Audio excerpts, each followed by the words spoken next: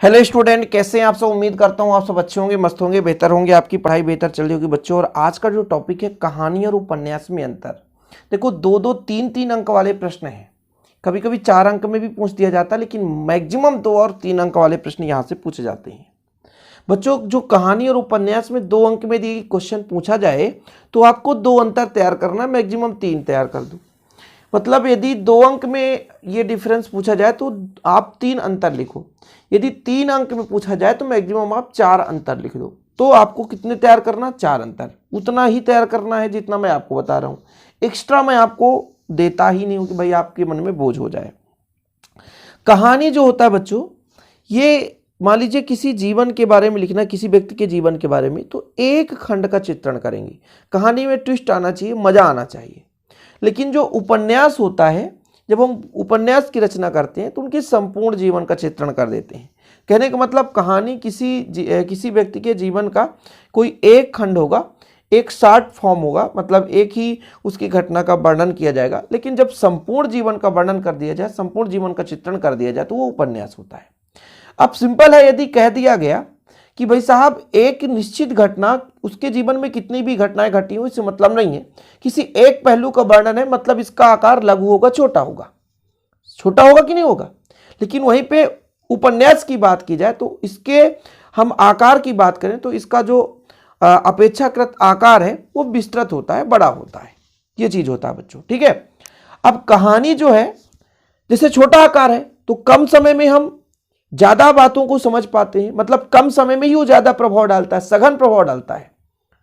लेकिन उपन्यास जब हम इतना लंबा चौड़ा 50 पेज पढ़ने जा रहे हैं तो हर जगह तो प्रभावशील नहीं पाया जाएगा। तो कहानी को यदि हम पढ़ रहे होते हैं तो कम समय में सघन प्रभाव डालती है। लेकिन वहीं पे यदि हम उपन्यास की बात करें तो प्रत्येक स्तर पर, हर जगह पर उतना प्रभावशाली नहीं होता बच्चों, ठीक है। कहानी का आकार लघु है जबकि उपन्यास थोड़ा सा बड़ा होता है। एक और आप तैयार करो कि कहानी में जो पात्रों की संख्या कम होती है, बिल्कुल तैयार कर लेना, इसमें मैं नहीं लिखा हूं। कहानी में जो पात्रों की संख्या कम पाई जाती है, लेकिन उपन्यास में पात्रों की संख्या अधिक है। उपन्यास में ज्यादा पात्र, क्योंकि भाई हम कहानी यदि किसी जीवन के बारे में लिखेंगे तो ऐसा तो है नहीं, मान लो एक ही घटना का वर्णन, लेकिन कैसे कैसे घटना हो गया, राजा कौन थे, रानी कौन थे, उसके साथ सैनिक कौन थे, ये चीज तो होना चाहिए ना, तभी तो कहानी बनेगा। तो कहानी, जब हम किसी व्यक्ति के बारे में कहानी लिखते हैं तो कम पात्र लगते हैं, लेकिन उपन्यास की जब हम रचना करते हैं उसमें पात्रों की संख्या अधिक होती है। कहानी में केवल एक ही मुख्य कथा होता है, जबकि इसमें मुख्य कथा के साथ साथ अन्य कथा भी, गौण कथाएं भी सम्मिलित होती हैं बच्चों। तो ये आपका डिफरेंस है, तैयार करना है आपको, ठीक है। कोई दिक्कत तो नहीं है?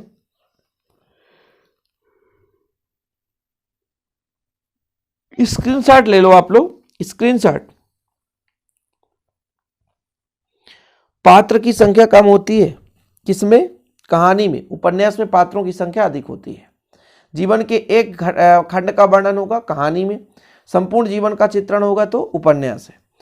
आकार छोटा होगा कहानी का, उपन्यास का आकार बड़ा होगा। कहानी में कम समय में ज्यादा प्रभाव डालता है, ठीक है। और भैया उपन्यास में प्रत्येक स्थान पर प्रभावशाली नहीं होता है। एक और अंतर लिखना तो लिख सकते हैं, कहानी में जिज्ञासा अधिक होता है, जानने की इच्छा अधिक होता है। कहानी को हम जानना चाहते हैं तो कहानी की जिज्ञासा अधिक होती है, कहानी को हम पढ़ रहे हैं तो जिज्ञासा अधिक होगा।